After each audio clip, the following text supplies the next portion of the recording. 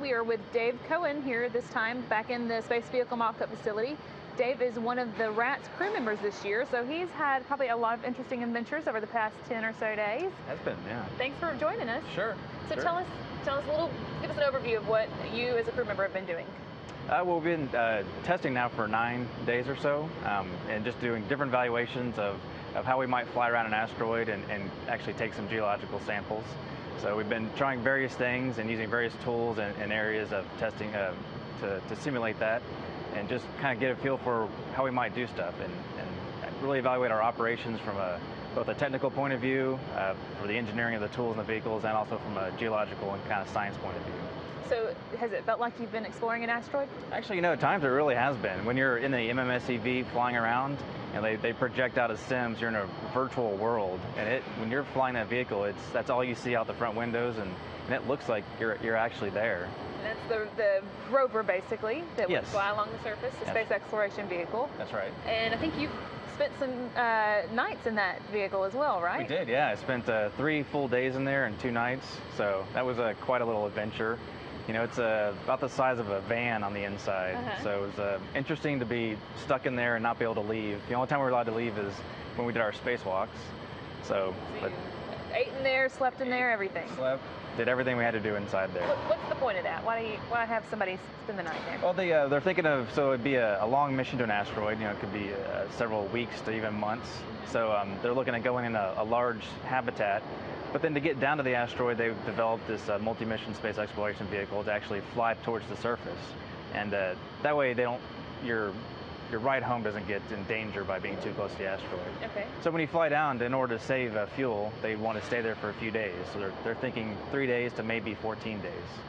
So we were doing a 3-day habitability study to see how comfortable it is in staying there for 3 days, and what other stuff you'd need in the vehicle that they haven't thought of yet to make it more comfortable and survivable. So what's the verdict?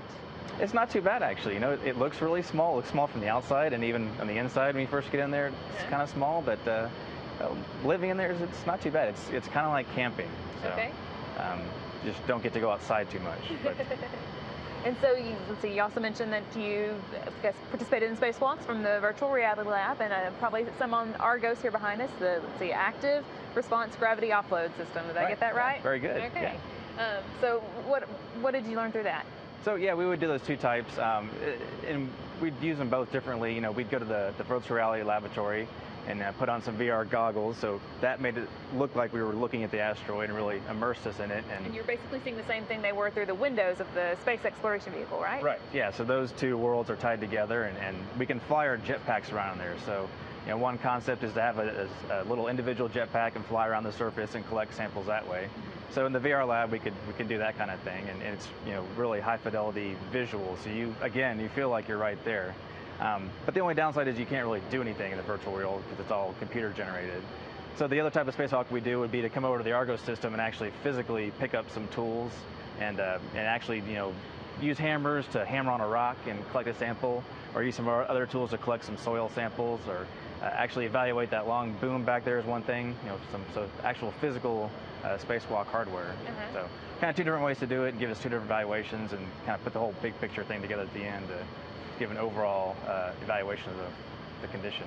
Well, and so you actually may recognize Dave from some other activities that he's been involved in. He's a spacewalk officer from Mission Control, kind of moonlighting here for the RATS mission, I guess. That's right. Yeah. So you've now kind of been on both sides of it. You've been the person back at Mission Control and performing spacewalks. Does it give you a different perspective? Actually, it does. Actually, I've done like I said, the Mission Control stuff. So I've done the training and sat in Mission Control and watched other individuals go out and do their spacewalks, and then coming here and doing it yourself, yeah, it's a different perspective, and actually having to be the one physically getting it done. You at times in Mission Control you might get to wonder why things aren't progressing the way you planned it or want it to go, and then you get over here and you're actually physically doing it yourself. You kind of see why things can deviate a little from how you thought it was going to happen.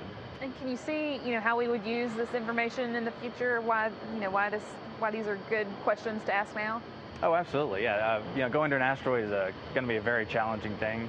We go to space station, we designed it to do spacewalks on. So there are handrails you can hold on to and places you can plug into for stability.